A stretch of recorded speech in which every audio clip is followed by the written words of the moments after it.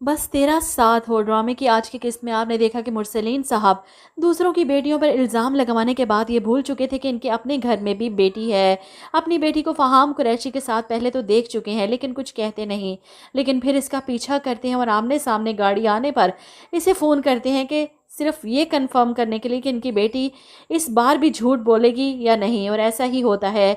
शीरी अपने बाप से झूठ बोलती है तो वो इसके झूठ का पर्दा इसी टाइम फाश करते हुए कहती हैं कि मैं तुम्हें इस वक्त देख सकता हूँ और तुम भी मुझे देख सकती हो। अपने बाप को देखकर शीरीन घबरा जाती है, लेकिन फहाम ऐसा जाल बुनता है इसके गिर्द, इसे इतना वर्गलाता है कि शीरीन अब घर जाकर अपने बाप से टक्कर लेने को तैयार है। मुरसलीन साहब घर पहुंच चुके हैं और शीरीन भी घबराई हुई अपने बाप का सामना करती है। मुरसलीन साहब अपनी बीवी को इसकी हकीकत बताते हैं कि झूठ बोलकर उस लड़के से मिलने जाती रही, हमारी आंखों में धूल झोंक कर।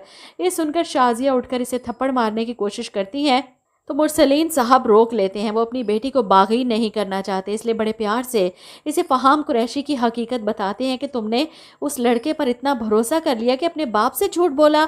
ऐसे में शाजिया बेगम मुरसलीन के हाथ पर हाथ रखती हैं कि आप बेफिक्र रहें, ये अब नहीं मिलेगी उससे। जवाब में शीरीन अपने माँ बाप दोनों को कहती है कि सॉरी, मैं आपकी ये बात नहीं मान सकती।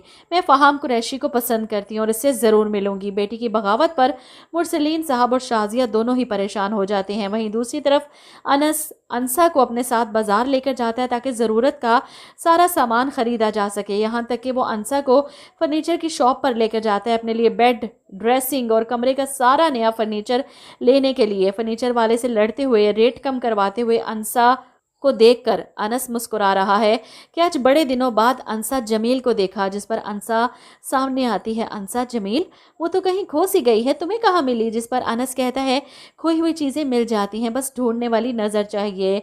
अपने कमरे का फर्नीचर और ज़रूरत का सारा सामान लोड करवा कर ये दोनों उसी गाड़ी में घर वापस आ रहे हैं और रास्ते में अपने कमरे के लिए ली हुई टेबल और चेयर पर बैठ कर खाना भी खा रहे हैं चलती गाड़ी में। फर्नीचर वाली गाड़ी घर पहुंचती है और घर में जो शीरीन और इसके माँ बाप की बहस चल रही थी, इसी लम्हे बाहर का मेन गेट खुलता है और गाड़ी की आवाज़ से ये लोग फ़ौरन खिड़की की तरफ आते हैं बाहर देखने के लिए कि इस वक्त इतना शोर शराबा कैसा है। अनस अपनी निगरानी में सारा फर्नीचर उतरवा रहा था अपने कमरे में रखवाने के लिए। ये देखकर मुरसलीन साहब हैरान कि ये क्या तमाशा चल रहा है। शाजिया को तो गुस्सा आ जाता है, मेरे घर में ये सब नहीं होगा। वो फ़ौरन नीचे जाती हैं, शीरीन भी इनके साथ। दोनों माँ बेटी दीवार बनकर खड़ी हो जाती हैं कि ये सामान मेरे घर में नहीं आ सकता। ऐसे में अनस अपनी ताई से कहता है कि सामान वापस नहीं जा सकता। अनस की हठधर्मी देखकर शाजिया को हैरत होती है कि ये वही लड़का है जो इनके सामने कभी जुबान नहीं खोलता था। शीरीन भी कुछ कहने की कोशिश करती है तो अंसा सामने आ जाती है। ये आपके कमरे का सामान नहीं, हमारे कमरे का सामान है, और लड़कों को हुक्म सुनाती है कि लेकर चलो अंदर सब कुछ। शाजिया इस लड़की के तेवर देखकर हैरान, ये तो इस घर की मालकिन समझ रही है खुद को। शाजिया बेगम ने रो रो कर घर सर पर उठा लिया कि मेरे घर में अब किसी और की हुक्मरानी होगी। शयान अपनी माँ को चुप करवा रहा है और मुरसलीन साहब पागल हुए बैठे हैं। एक तरफ शीरीन का मसला, दूसरी तरफ अंसा की वजह से शाजिया का रोना धोना।